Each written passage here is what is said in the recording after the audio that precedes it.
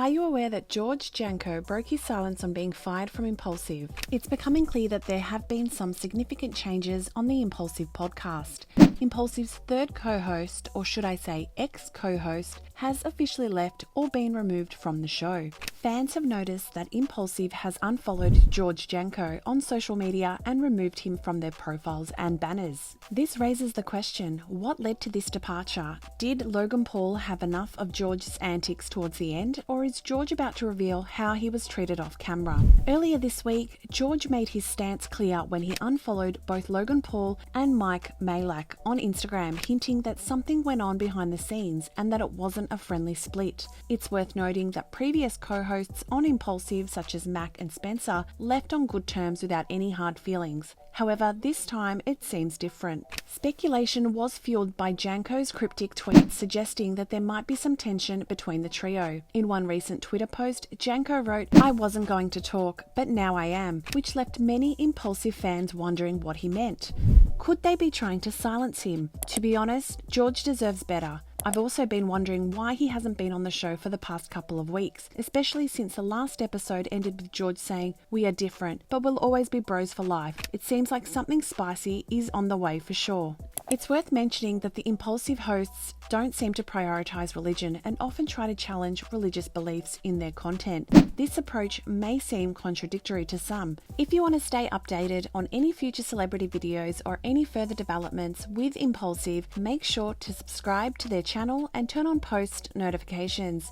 This way, you'll never miss out on any exciting updates. It appears that Logan Paul made it clear in an episode from a few months ago that he had no interest in George's religious beliefs, dismissing them regardless of what George brought up. One that really hurt me is you told me I need a therapist because I believe in Jesus.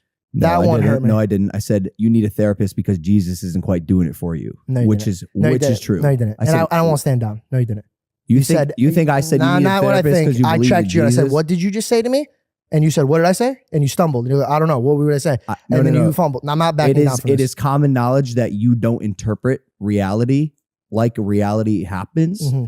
And you heard that incredibly wrong. Considering that Paul has likely known George for over a decade, possibly through their involvement in social media platforms like Vine, it is disheartening to witness Paul's disregard for George's viewpoint and his disrespectful behaviour towards George's beliefs, all while being recorded in front of millions of viewers.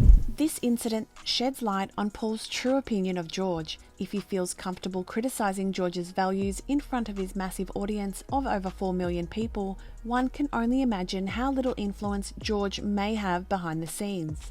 Upon the release of this episode, it became evident that the majority of the audience sided with George, expressing sentiments like secondhand embarrassment for Logan, as the episode showcased his lack of self-awareness and maturity within the group. It's truly disheartening to witness such behaviour. One fan commented on social media, "Man, Logan really made me change my mind about him again. It seems like whatever he says or thinks in his mind is automatically right and everyone else is wrong." George, on the other hand, genuinely wanted to have a conversation and discuss their differences, but Logan seemed more interested in arguing and fighting about it. While another commented, "George, I want to thank you from the bottom of my heart. As a fellow Bible-believing Christian, I admire how you handled the situation, especially considering your large platform. You represented yourself and your religion with grace and dignity, even in the face of criticism from a friend." What do I need a therapist for then? Jesus isn't doing it for you. And I what do I need a therapist for? I don't believe you're as emotionally mature as you could be. What do I need a therapist for? To get you to level up. In what? Yourself. In what category? Emotional intelligence. Me. Yes. It is true that Logan Paul has been known for controversial actions in the past, and there have been instances where he has faced criticism for his behaviour. People's opinions on whether or not he has changed over the past year may vary. Regarding George's long-term goal of becoming a comedian, it's important to remember that comedy can be subjective, and different individuals have varying thresholds for what they find funny. It's possible that George's decision to walk out during the Bobby Lee episode was due to feeling uncomfortable or unable to handle the specific joke that was being made. There are certain... He is clocked out. Yeah, I know. George has been under a tremendous amount of abuse. No, stop, George. I want you over here with me. George, I want you over here with me. Chase him down. Go. You find him. George, no, go get him. Go get him.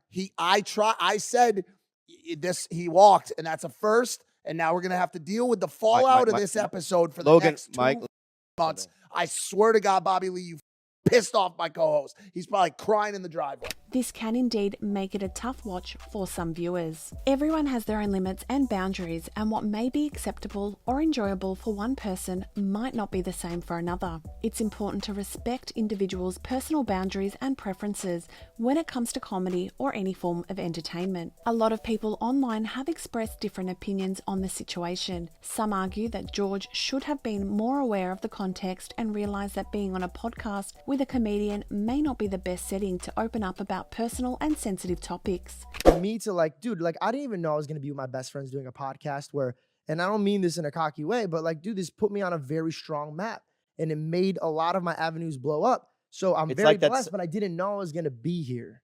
So it's like that's, you know? It was just a long monologue. He was just waiting. And let me just say something. I loved what you were saying. It was just very long. That's usually me. That's usually. But you know, I got what you're saying, and you really inspired me, George.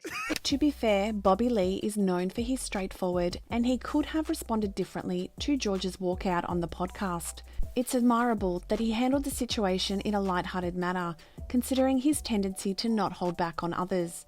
The fact that a TikTok video showcasing the walkout has gained significant views and received support for George indicates that there are people who empathise with his reaction or share his perspective. In any case, it's valuable to approach these situations with empathy and understanding, recognising that different individuals may react differently to various forms of humour or uncomfortable situations.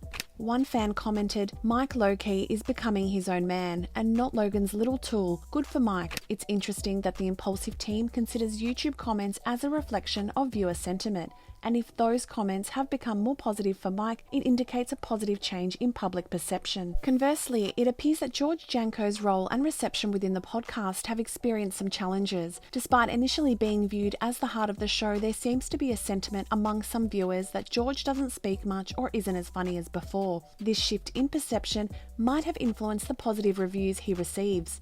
It's worth noting that different individuals have different comedic styles and preferences, and it's natural for preference to change over time. In a recent episode of George Janko's own podcast, guest Hannah Monjo, who previously dated Jake Paul, added to the evidence gathered by fans. Janko and Monjo jokingly discussed the idea of forming a new trio with YouTuber Jeff Wittick, suggesting a potential dynamic shift for future Impulsive episodes. The conversation sparked speculation among fans that Jeff Wittick might become a regular on the show. Fans of Impulsive are eagerly awaiting George Janko's eventual revelation about his departure and the reasons behind it. It's unclear when he will break his silence, but it's evident that there is an anticipation among the fan base to hear his side of the story. It's possible that he might address any legal constraints or shed light on his experiences with Logan and Mike. Until then, we encourage you to stay tuned for updates and to subscribe to the channel for future celebrity videos. Thank you.